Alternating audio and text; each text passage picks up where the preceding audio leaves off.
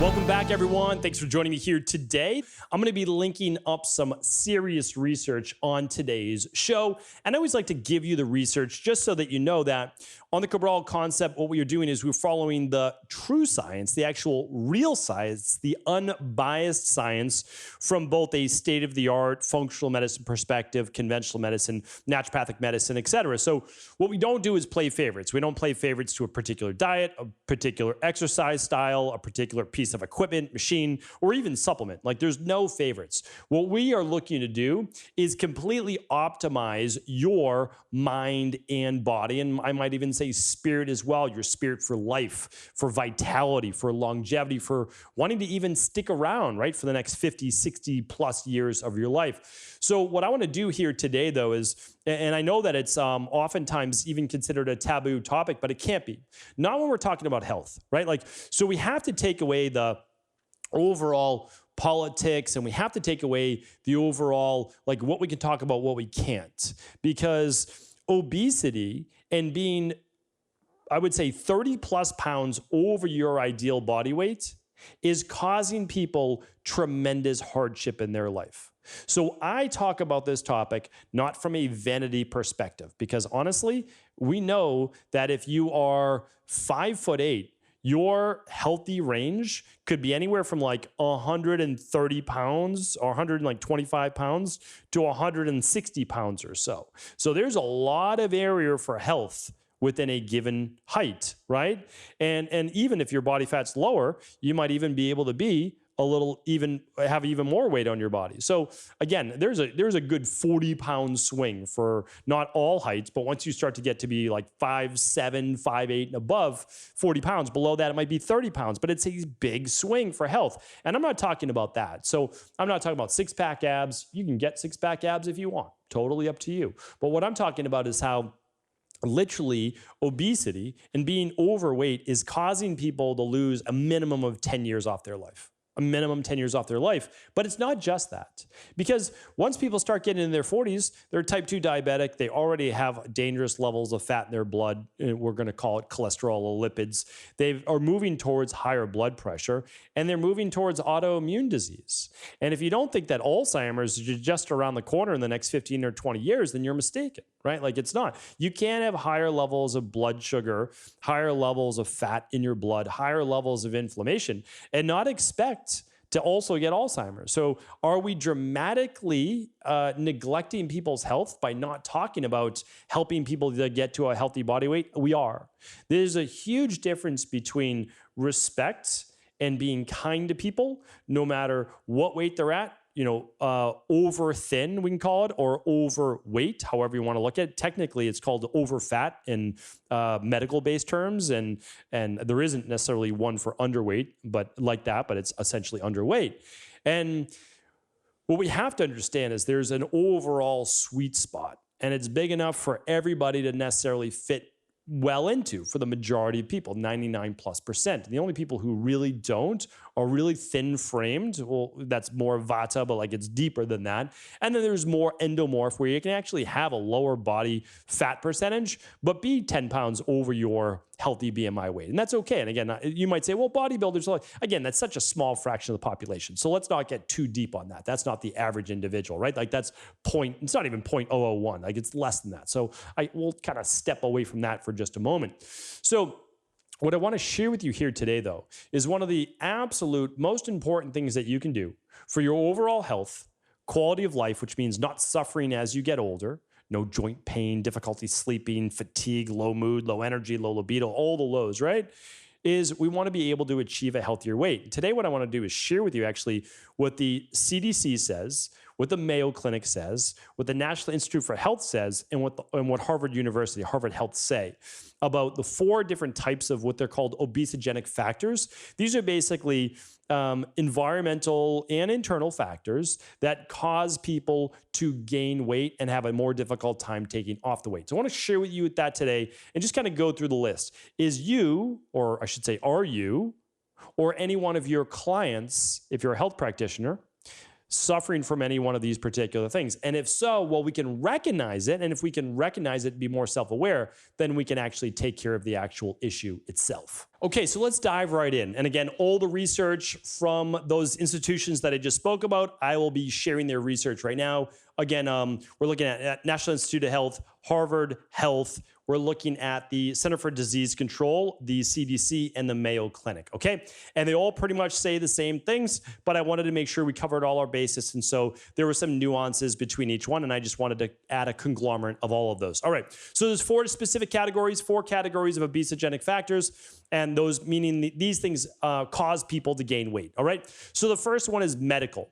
So there are medical conditions that are fixable, by the way. So everything that I'm talking about is fixable. We'll be talking about some of these socioeconomic ones that we need to do a better job at, but still certainly I think we can help with those. Okay, so there are medical conditions like Cushing's disease, PCOS, hypothyroidism, type 2 diabetes or diabetes in general, etc., that could all cause weight gain. Now, again, when we're talking about Cushing's, PCOS, hypothyroidism, low thyroid, or type 2 diabetes, all of those are reversible, all of those are fixable. If any doctor tells you that they are not, that doctor simply does not know how to help you reverse it, and that's okay. Conventional medicine is not taught how to help you reverse disease. What they do, and they're skilled at, is prescribing a pharmaceutical that helps to mitigate these symptoms that you may have. That means it palliates the symptoms. It gets rid of them. It essentially plays peekaboo with the symptoms. You go on the pharmaceutical, the symptoms go away, but the dis-ease in the body hasn't. So I highly recommend working with a practitioner if you're suffering from a chronic disease that knows how to help you with that. Naturopathic doctors know how to help. Integrative health practitioners level 2 know how to help. Our team at Equalife knows how to help identify the underlying root cause imbalances. All right, so medical conditions, and really important that we look at this as well. But this is actually stated again. You might be surprised, but the CDC states this. Chemicals, environmental chemicals and toxins from the environment, creating inflammation that then disrupts the immune system and microbiome. And I was shocked. Like, yes, of course, I've studied that in natural health, but to see the CDC say that, I thought that was really, really interesting. So important factor to look at that. And then also drugs, pharmaceuticals that you might be on. I'm not going to talk about street drugs. We're talking about pharmaceuticals when I say drugs. So if you're on a steroid, right? Let's say you're on prednisone. Well, it can cause inflammation. Birth control, it can cause weight gain. Antidepressants, blood pressure medication, all of those can cause weight gain. So please just keep that in mind, that you will have to fix the underlying root cause so that you can work with your doctor to wean off the pharmaceuticals if that's what's also causing the weight gain. Really important to look at that. All right, the second category is your overall health, and it has to do with more of the internal. So the first one's genetics. Some people are more prone to weight gain. Anybody who tells you different does not understand the somatotypes, or in Ayurvedic medicine, the doshas. Really important to look at this, because a Vata body type would be really difficult for that person to gain 100 extra pounds. It'd be really difficult.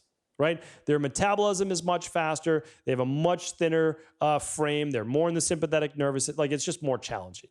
Now, an endomorph or a kapha body type, much easier to gain weight. And again, like, everybody can eat carbohydrates, but a endomorph has to go easier on the starchier carbohydrates. And that's not what today's show is all about, but there is a genetic factor. Now, there are other factors within our genes called SNPs, single nucleotide polymorphisms, and these also can be, well, they get turned on by the environment, and then it can actually cause weight gain. Now, the nice thing is this: although you can't change your genotype, you can change your phenotype. And I have a podcast on that as well. And the phenotype is essentially what you do with your genetics. So, a lot of people, well, they weren't overweight at 8 years old or 10 years old or whatever it might be. And then they were overweight when they hit their late 20s. And so, again, you're absolutely able to reverse these things. You are, without a doubt. Okay, age is another factor. The older you are, the slower your metabolism does get. Now, again, I know there's a lot of people saying, well, that's not true. You can boost your, I get it. I understand. But the percentages still go down. So let's say you're operating at 100% metabolism, metabolic rate, like speedy metabolic rate at 18 years old. Let's just go with that. All right. Well, each year with age, let's say after the age of 27, and that's going to be my next point.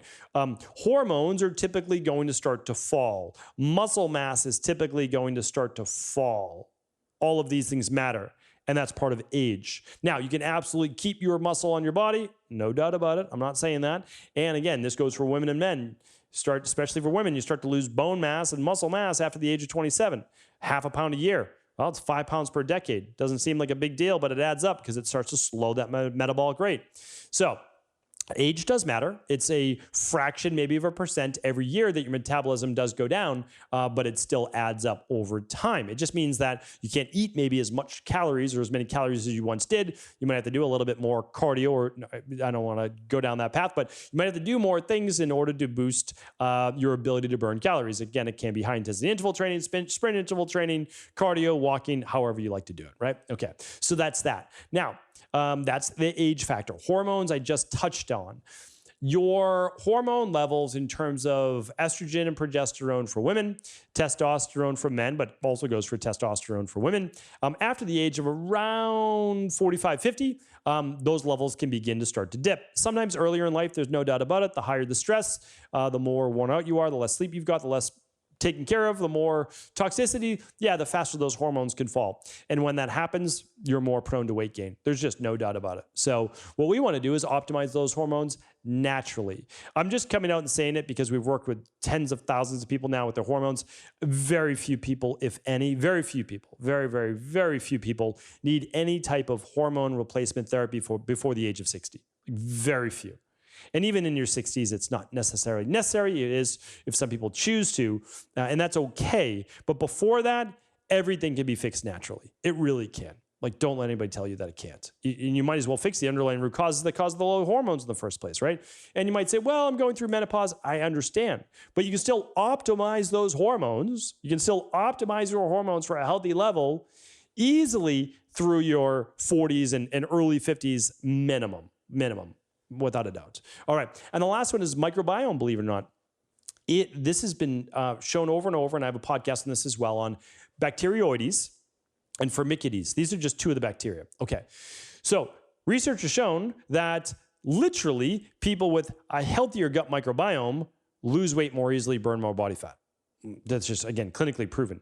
They've actually taken the fat-burning bacteria, we'll call it, and inserted it into mice that were overweight, and those mice lost weight. So again, balance your gut microbiome. Run a bacteria and parasite stool test if you haven't before. You can look at the one that we use. You don't have to run it, but you can look at the one we use at stephencabral.com/stool-test if you want to get more of an insight into that. All right, the third category is social determinants of health, they are called. That's the exact line, social determinants of health. It goes into the socioeconomics of what happens when you don't have good access to healthy food. Now, this is a real thing. Like, it's a real thing, but it's gotten so much better. So I travel all over the United States, speaking, attending conferences, going to meetings, all these different things. And I go to all sorts of different grocery food stores, not just not just a Whole Foods, right? Or Sprouts, or I don't know, so what are some of the other ones? Erewhon's, or like the most expensive ones. Not just those. Like, I'll walk into back in the day, when I lived in Medford, Massachusetts, Johnny Foodmaster, right? Johnny's Foodmaster. I'll go into a Target and you can see what they have there. I'll go into a Publix. So again, that we're doing much better at getting fruits and vegetables, which there didn't used to be, to people all over the United States. Now, there is a cost issue. There's no doubt about that. But what it used to be was the actual access to the food.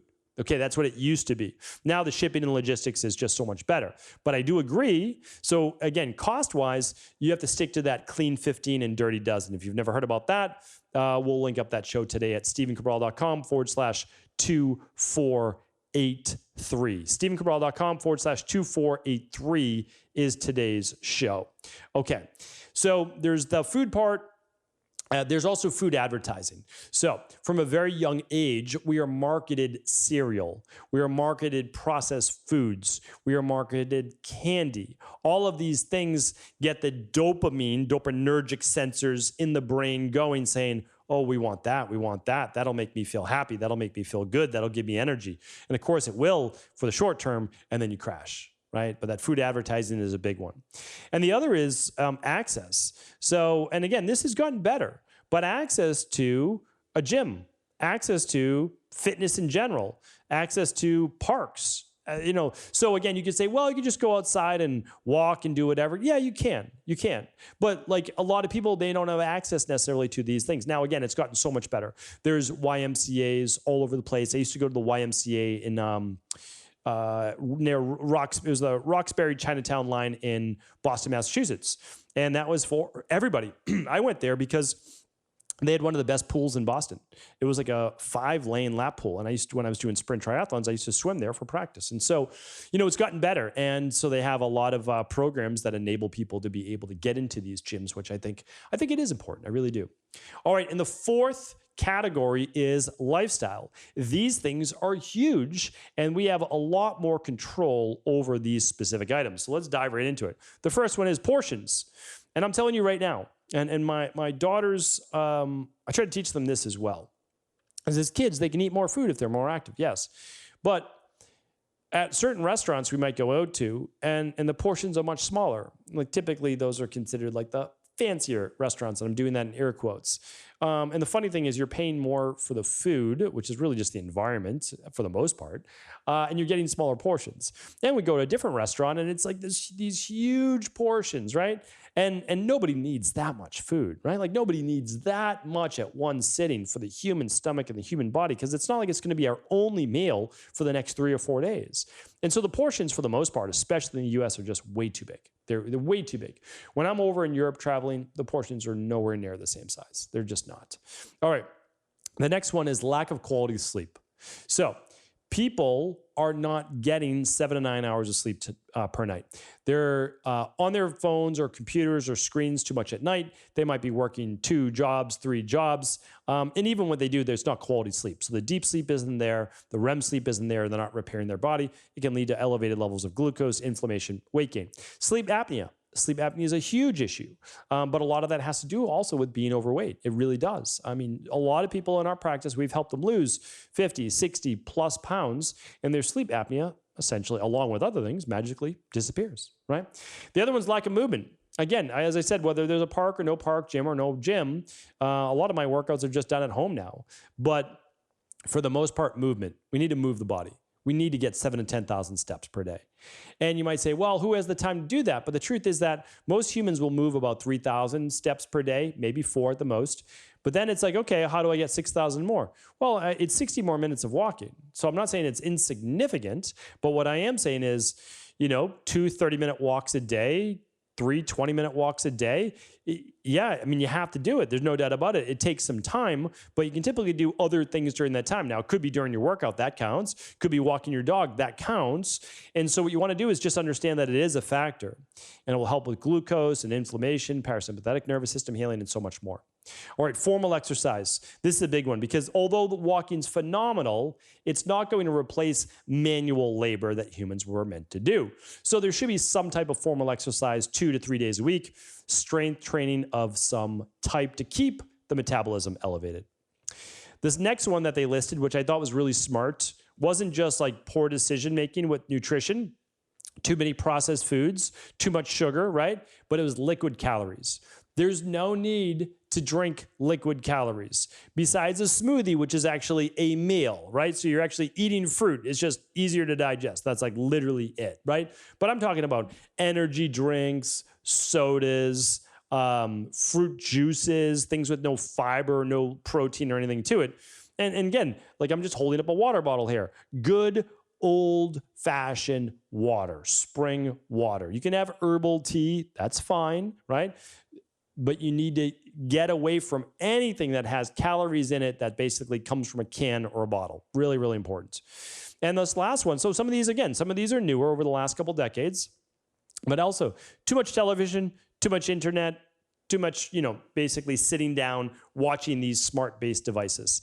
All of these things do what? They lead to less movement, less activity, more snacking, more eating, portions too big. All of the blue light from all of these screens affect our sleep.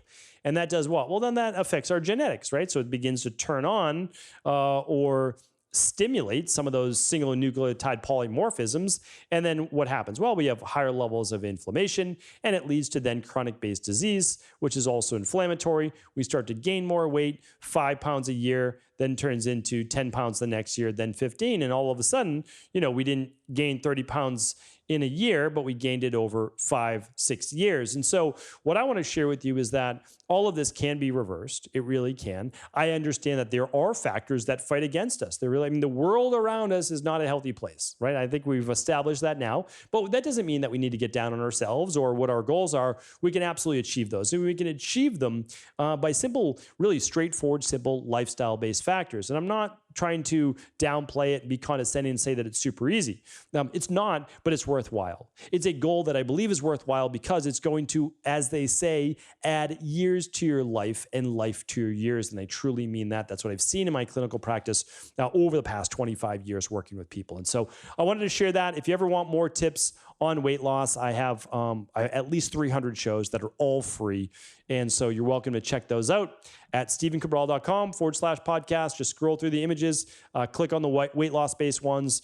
That will help. They're typically the Wednesday shows. You can check out my Fatlocity system. You can check out my functional medicine detox. All of these things are step by step. And so again, however we can be helpful, just let us know. All right. Thanks everybody. Appreciate you tuning in. Of course, feel free to share the show with anyone you believe it could serve.